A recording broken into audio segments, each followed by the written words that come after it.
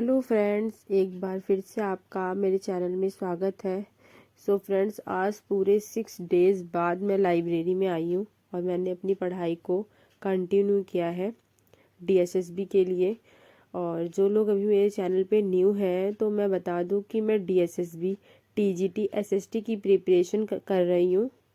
और अभी हाल ही में मैंने बीपीएससी का एग्ज़ाम दिया है, जो कि खबर आ रही है कि लीक भी हो गया है। फ्रेंड्स, हम इन सब चीज़ों को देखकर मन बहुत ज़्यादा दुखी होता है कि हम लोग इतनी मेहनत करते हैं, दिन रात पढ़ाई करते हैं कि हम कभी हम सफल होंगे। लेकिन आजकल का जो ये प्रशासन है, पता नहीं कैसा हो गया है कि हम लोग एग्ज़ाम देकर घर भी नहीं पहुंचते हैं, उससे पहले न्यूज़ आ जाती है कि पेपर लीक हो गया है। फ्रेंड्स, मैं जब बिहार एग्ज़ाम देने गई, इतना ज़्यादा परेशानी हुई है मुझे बिहार एग्ज़ाम देने में, क्योंकि दिल्ली से सफ़र करके 1300 किलोमीटर दूर जाना भागलपुर में एग्ज़ाम देने बहुत ज़्यादा टफ था। कई लोगों ने मना किया, लेकिन ये होता है कि नहीं, जब तक हम करेंगे नहीं तो हमें पता कैसे चलेगा। तो मैं गई एग्ज़ाम को देने। फ्रेंड्स, बहुत ज़्यादा रश था, लेकिन क्या कर सकते हैं, वो जो चीज़ें हमें करनी थी हासिल, तो उसके लिए पहला कदम तो यही था, तो एग्ज़ाम देना भी ज़रूरी था। और एग्ज़ाम कहे तो मॉडरेट लेवल का आया था, ना ज़्यादा टफ भी नहीं था, और एग्ज़ाम भी ठीक ठाक हुआ है। देखते अब क्या होगा। पेपर तो लीक ही हो चुका है, सुनने में आ रहा है कि पेपर फर्स्ट एंड सेकंड दोनों ही लीक हो चुके हैं। फ्रेंड्स, अब मैं डीएसएसबी की तैयारी को, अपनी प्रिपरेशन को स्टार्ट कर रही हूँ। तो मैंने आज ये आप लोगों के सामने एक बुक शेयर की है, जो कि प्रीवियस ईयर क्वेश्चंस की बुक है।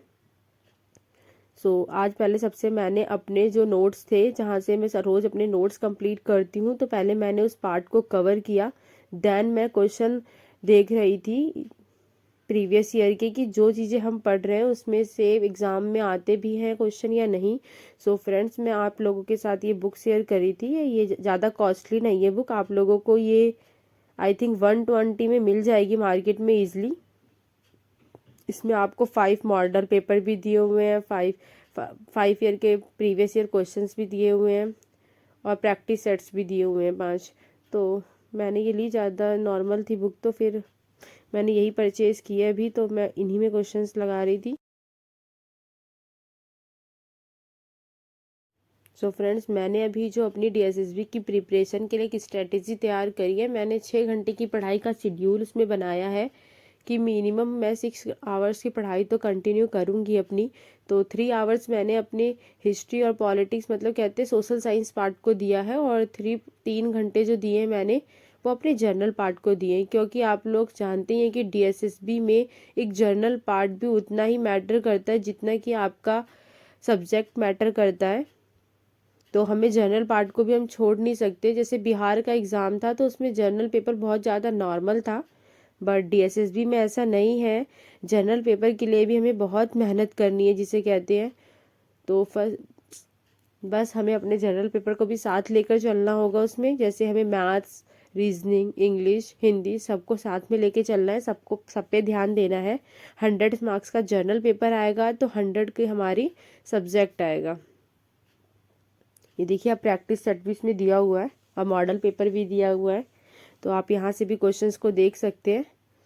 और अगर आपको पेपर लगाना है तो आप टेक्स्ट बुक पे भी लगा सकते हैं, लेकिन अभी पेपर तो इतना मैटर नहीं है देना, क्योंकि पहले हम चीज़ें पढ़ें कि हम जो पढ़ रहे हैं उसमें से क्वेश्चंस पुट अप हो रहे हैं। और एक होता है ना, जब हम नोट्स बनाते हैं तो इतनी चीज़ें कवर नहीं होती जितना हम इसमें जब क्वेश्चंस को रीड करते हैं, तो जो चीज़ें छूटी होती है वो भी कवर हो जाती हैं।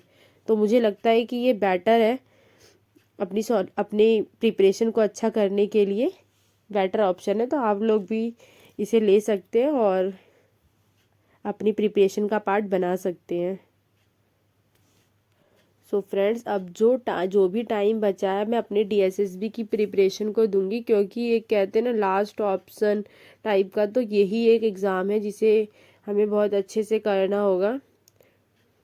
डीएसएसबी का जो सबसे मुझे मुश्किल पार्ट लगता है, वो यही लगता है कि हमें इसमें सेक्शनल वाइज चलना होता है। अगर आप एक सेक्शन का एग्ज़ाम लगा रहे हैं, तो उसके बाद आप चाहें कि उस सेक्शन को बिना कंप्लीट के दूसरे पे चले जाएं, तो ये पॉसिबल नहीं होता है ना, वापस आ सकते हैं आप। तो इसका सबसे कहते हैं ना, चैलेंजिंग पॉइंट यही है, क्योंकि हम इसमें ना हमें ना बहुत ज़्यादा टाइम को लेकर चलना होगा कि हमें कितना टाइम कौन से पार्ट को देना है, ये हमें पहले ही अपने माइंड में सेट करके रखना होगा। और टाइम पे नज़र हमेशा रखनी होगी कि इतना टाइम हो गया और इतना ही टाइम हमें इस सेक्शन को देना है। सो फ्रेंड्स, इसी अकॉर्डिंग आप लोग अपनी प्रिपरेशन को करें। मैथ्स और इंग्लिश को भी रोज साथ लेकर चले। जो मैंने अपना टाइम डिवाइड किया वो 3 आवर्स का जो दिया है मैंने हिस्ट्री, और जो 3 आवर्स का मैंने जर्नल पेपर दिया है उसमें मैंने 1 आवर के लिए मैथ का क्या है, 1 आवर से लेके वो 2 आवर भी पहुंच जाता है, तो वो नॉर्मल है।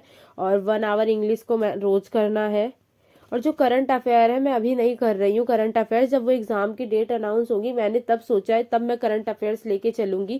क्योंकि और सोशल साइंस के लिए तो एक प्लस पॉइंट ये भी हो जाता है कि हमारा जो जीए पार्ट होता है वो हमारी सोशल साइंस से ही कंप्लीट हो जाता है, और हमें जो देखना रह जाएगा लास्ट में वो रह जाएगा हमारा करंट अफेयर। तो मैंने सोचा उसे मैं लास्ट में ही करूँगी, क्योंकि कितना भी करंट अफेयर पढ़ लो बहुत मुश्किल हो जाता है कि उसमें से क्वेश्चन फंसे। और मेरा जो रीजनिंग पार्ट है वो मैं कंप्लीट कर चुकी हूँ पूरा अपना, तो बस मुझे वो रिवाइज करना है, तो वो भी लास्ट में करूँगी। इसलिए मैंने अपने शेड्यूल में अभी रीजनिंग को कोई जगह नहीं दी है। आप लोग अपने अकॉर्डिंग रीजनिंग भी साथ लेके चल सकते हैं जिनका भी कंप्लीट नहीं हुआ है।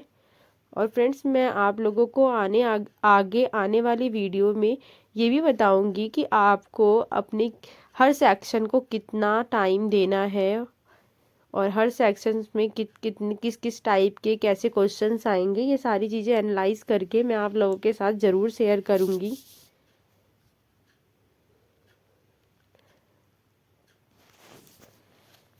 सो फ्रेंड्स, आप लोग भी अपनी प्रिपरेशन को कंटिन्यू कीजिए। अब डीएसएसबी की भी डेट्स कब अनाउंस हो जाए कुछ भी पता नहीं है, तो अपनी प्रिपरेशन को कंटिन्यू कीजिए डेली बेसिस पे, क्योंकि कंटिन्यूटी बहुत ज़्यादा ज़रूरी है। एक किसी भी जॉब को हासिल करने में ना कंटिन्यूटी बहुत बड़ा योगदान निभाती है। तो इस कंटिन्यूटी को छोड़िएगा मत, इसे साथ लेके चलिएगा। बिहार से आने के बाद तबीयत ठीक नहीं लग रही थी, लेकिन ये होता है ना कि हम कंटिन्यूटी को छोड़ नहीं सकते हैं। सो इसलिए सब चीज़ों को पीछे रखते हुए मैंने अपनी पढ़ाई को आगे रखा और अपनी पढ़ाई को कंटिन्यू किया। सो फ्रेंड्स, ऐसे ही मेरी वीडियो में बने रहिए। मैं आप लोगों के साथ न्यू स्ट्रेटजीज़ और कुछ इन्फॉर्मेशन शेयर करती रहूँगी। सो फ्रेंड्स, आप लोगों को मेरी वीडियो पसंद आई हो तो ज़्यादा से ज़्यादा सब्सक्राइब कीजिए, लाइक कीजिए और शेयर कीजिए। Thank you.